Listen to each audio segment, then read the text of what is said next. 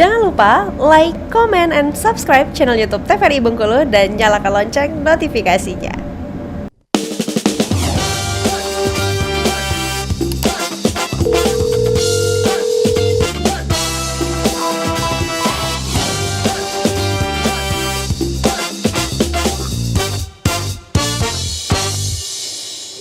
Sahabat sehat, terima kasih Anda masih bersama kami dalam Dokter Gito bersama Kita Sehat. Dengan tema kita kali ini membahas mengenai penyakit ginjal dan layanan cuci darah di Bengkulu. Nah, tadi sudah dijelaskan dan juga sharing bersama dengan Dokter Herleni ya, Dokter Elsa ya. Ini menarik sekali, langsung saja kita lanjutkan Dokter, silakan.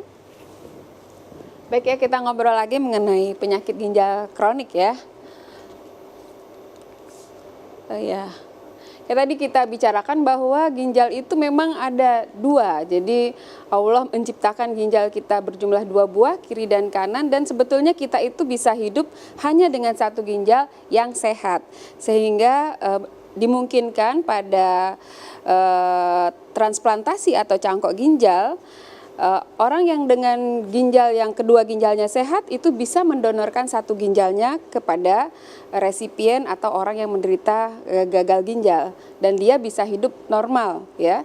Pada penerima ginjalnya bisa juga hidup normal tanpa cuci darah lagi, tetapi memang harus mengkonsumsi obat penolak reaksi benda asing, karena walaupun sudah cocok diteliti sampai ke biomolekuler ginjal yang diterima, tetap saja ginjal dari luar itu merupakan ginjal orang lain. Jadi badan kita akan mencatatnya sebagai benda asing gitu. Jadi harus minum obat seumur hidup ya.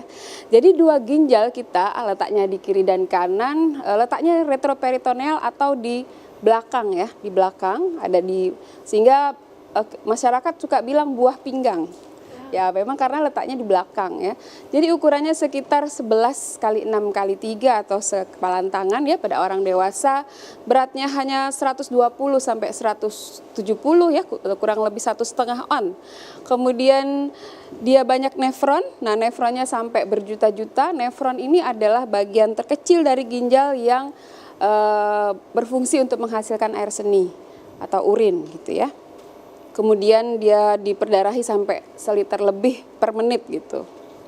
Jadi ini gambaran ginjal dan penampangnya kalau dipotong ya. Jadi di dalamnya itu ada bagian luar, bagian dalam, kemudian ada saluran. Kita kenal korteks dan medula, kemudian ada pembuluh-pembuluh darah. Ya, nanti saluran kencingnya ini yang lurus ini dia akan berhubungan dengan kantong kemih.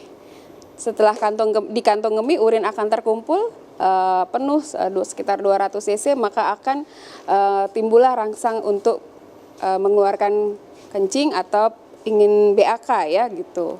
Baik. Oke, nah ini fungsi ginjal tadi kita sudah sebut di awal. Yang utama adalah memproduksi urin, sehingga orang yang dengan cuci darah itu juga banyak yang sudah tidak menghasilkan kencing lagi, karena nefronnya atau penghasil kencingnya itu sudah mengalami pengerasan, sehingga dia harus membatasi minum. Kita kenal biasanya nggak boleh minum banyak-banyak gitu. Kalau minum banyak-banyak dia akan sesak karena tidak bisa lagi mengeluarkan urin. Kemudian ginjal juga berfungsi untuk keseimbangan cairan. Nah, ini produksi eritropoietin. Jadi eritropoietin itu adalah hormon eritropoietin untuk membentuk sel darah merah. Sehingga orang dengan penyakit ginjal kronik sering dengan gejala anemia atau kekurangan Hb, karena sel darah merah yang terbentuk memang hanya sedikit akibat eritropoietin yang turun produksinya karena ginjal yang memproduksi. Jadi ibaratnya untuk membentuk sel darah merah itu memerlukan hormon eritropoietin agar sel darah merah yang terbentuk itu adalah sel darah merah yang bagus dan bisa bertahan hidup lama sekitar kurang lebih 120 hari. Ya, jadi umur sel darah merah kita 120 hari. Kemudian untuk keseimbangan asam basa di dalam tubuh juga mengaktifkan vitamin D dan mengatur tekanan darah.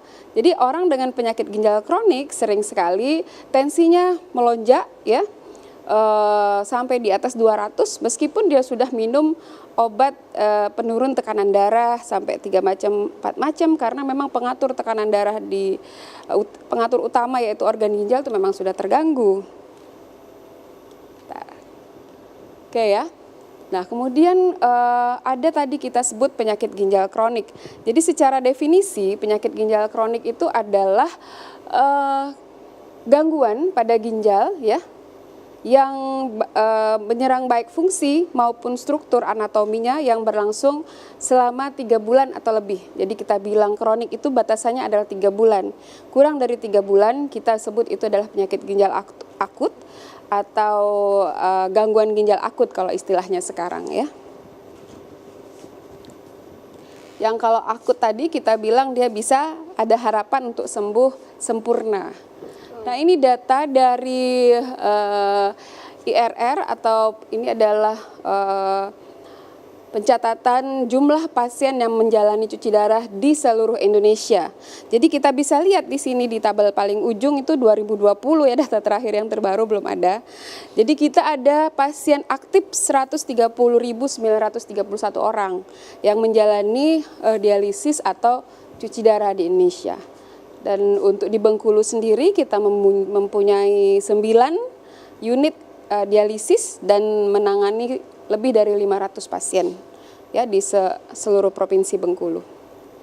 Jadi cukup banyak ya. Berarti banyak juga ya, Dok ya? Betul, banyak pasiennya makin ke sini makin banyak karena mungkin alat deteksi sudah lebih baik ya, pasien sudah mulai ada kesadaran dan mengetahui gejala-gejala, misalnya dia mual, dia pucat, itu sudah langsung ketahuan bahwa ada penyakit ginjal. Baik, tapi dari banyaknya ini Dok, biasanya disebabkan oleh yang tadi faktor-faktor yang sudah disebutkan, atau memang ada dari lahir ada gagal ginjal sudah dari lahir, atau ada faktor keturunan. Nah, ini seperti apa nanti mungkin bisa dijawab usai jeda pariwara berikut ya. Sahabat sehat, jangan kemana-mana, tetap bersama kami dalam Dokter Kito, bersama kita sehat.